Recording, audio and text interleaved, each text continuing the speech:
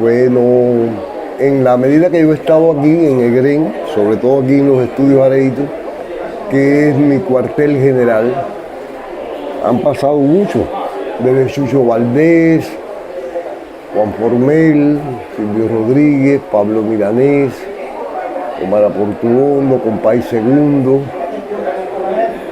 y las orquestas más importantes cubanas, Aragón, Ritmo Oriental, Rumba Habana. En Cuba generalmente había un solo estudio de grabación. Este estudio, o sea, que fuera de la Egren, ¿no? Había otro estudio que era el estudio de Licay. Pero la Egren hereda los estudios Panar. O sea, los estudios Panar, que es donde estamos ahora, fueron fundados en 1944 del siglo pasado. Y la Egren comienza como empresa discográfica, como industria del disco, en el año 64. O sea que ya estamos cumpliendo 61 años, pero si ponemos el tiempo de Panar, serían muchos más, ¿no? 61 del 44, 20, serían 84 años aquí en este lugar haciendo música. Ya. Durante esta época los músicos grababan. ¿Y cómo era la distribución de esa música?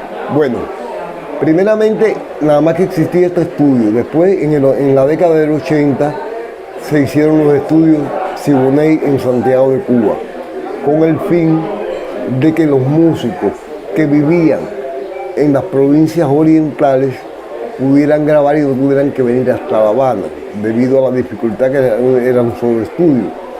Y eso también aminoró mucho la posibilidad, ayudó un poco a todo la cantidad de personas, de músicos que querían grabar. Los estudios funcionaban 3 horarios, o sea, en la mañana, la tarde y la madrugada. Y en ese tiempo fue era el único estudio que había, y era como un derecho que los músicos querían tener su disco y que tuviera la firma Egren, porque es la única discográfica que existía. Ya en los 90 se hicieron, a finales de los 90, varios sellos disqueros, pero la mayoría no tenía estudios de grabación. O sea, nosotros heredamos los estudios y teníamos fábrica de discos de vinilos también. Después de la revolución, ¿cómo fue el apoyo estatal para la Egren, para la grabación de nuestra música? La grabación era toda casi subvencionada, ¿no? O sea, porque los pagos que se hacían en esos tiempos eran pagos de acuerdo como estaba la moneda nacional en ese momento. O sea, grabar un disco significaba cobrar 1.200 pesos, a 100 pesos por tema.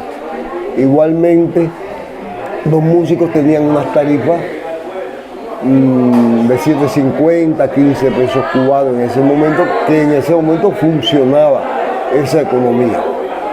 Ya, y digámoslo así, había en estos horarios mucha actividad. Mucha actividad. O sea, la mañana y la tarde estaba toda la empleomanía de aquí de Egren, pero ya en la noche se quedaban los custodios, los grabadores, los productores que venían, y los músicos venían también. Aquí había muy buenos momentos, los músicos quieren este lugar. Y fíjate si es así, que el proyecto Buenavista se logró y se hizo aquí, con músicos cubanos, todo. Y la película de Big Bender también se filmó aquí. Como yo te dije ayer, el famoso carro, eso todo es aquí. Ray Cooder entrando al estudio, todo eso se hizo aquí en Egren. Y otros proyectos. ¿Cómo hicieron para buscar a los músicos, a muchos músicos que no estaban sonando, pero necesitaban vincularlo al Buenavista Social Club? Bueno, eso, mira, el proyecto sale porque ellos tenían concertado traer unos músicos africanos para grabar. Y por problemas de visa o de viaje no pudieron llegar. Y entonces hablaron con Juan de Marcos González, y Juan de Marcos convoca hacen el proyecto ese y convoca a los músicos cubanos y empieza a buscar músicos que estaban un poco olvidados, ¿no? Solamente en el caso de Omar Portuondo, que estaba grabando abajo conmigo, produciéndole un disco que se llama La novia del Philly, y necesitan la voz de Omar Portuondo para 20 años y vienen a buscarla abajo. Y a buscar, por ejemplo, a los otros, a Rubén González. Rubén estaba en la casa, parece que fueron Juan de Marco, alguien le sugirió eso a Juan de Marco, o Juan de Marco lo tendría, yo no te puedo decir, porque como el proyecto no era nuestro, no era de la GREN, los estudios estaban dando servicio al proyecto este, como pasaron otros servicios por acá. Después, ¿usted recuerda la anécdota esa de cuando vinieron a grabar acá los músicos de Nueva York y una especie de intercambio cultural? Ah, sí, se habló de eso ayer, cuando vino la típica 73, yo no estaba aquí.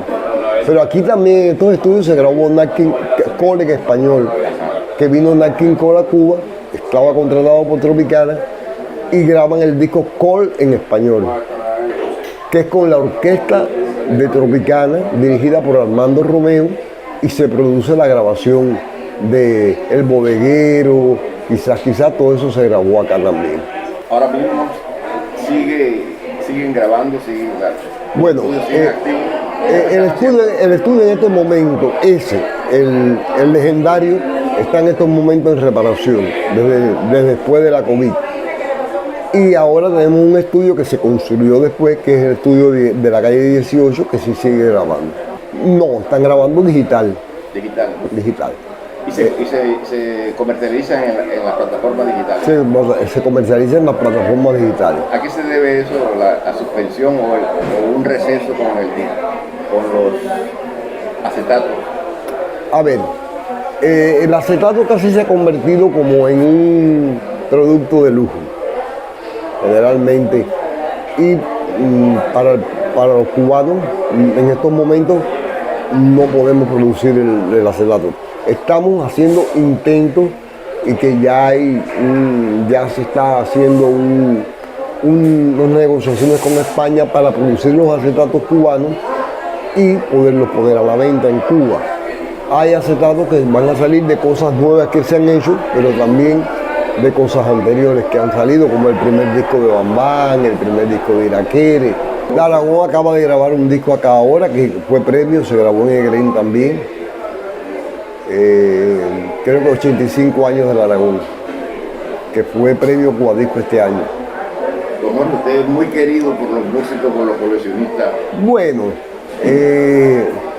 mi labor de coleccionismo, yo no he sido un coleccionista. Yo he estado dentro del lugar donde yo he podido tocar las matrices, ver los documentos que tienen las grabaciones, y eso me da que puedo explicarle a un coleccionista cómo se hizo el disco, quién grabó, quién dejó de grabar.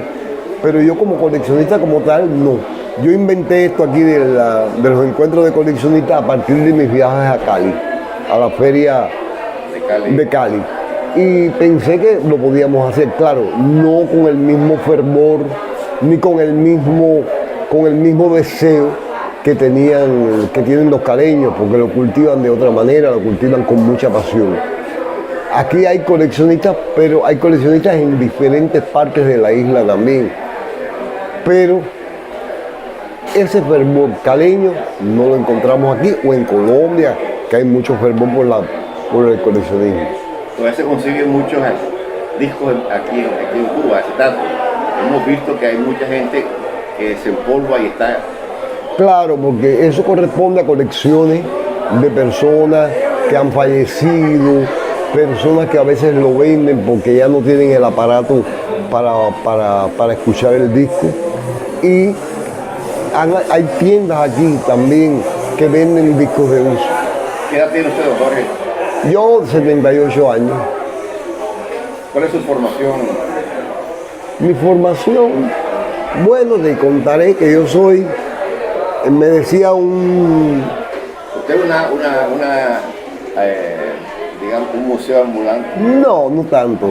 Me decía el doctor Miguel Barnet el otro día, un antropólogo, y dice, yo te doy el premio del pueblo cubano, porque por tus características, te daría el pueblo de la Universidad Popular. Y bueno, la vida le va buscando. Hay zonas que a uno le gusta y puede encontrar. Hay muchas personas que no encuentran el camino. Yo lo encontré. Y este lugar para mí ha sido, yo no he pensado nunca que yo he trabajado, sino que yo he estado pasándola bien. ¿Has disfrutado de todo lo que has? De todo y lo que he visto y lo que he hecho. Y merezco ahora bueno, tengo hasta la distinción por la cultura nacional.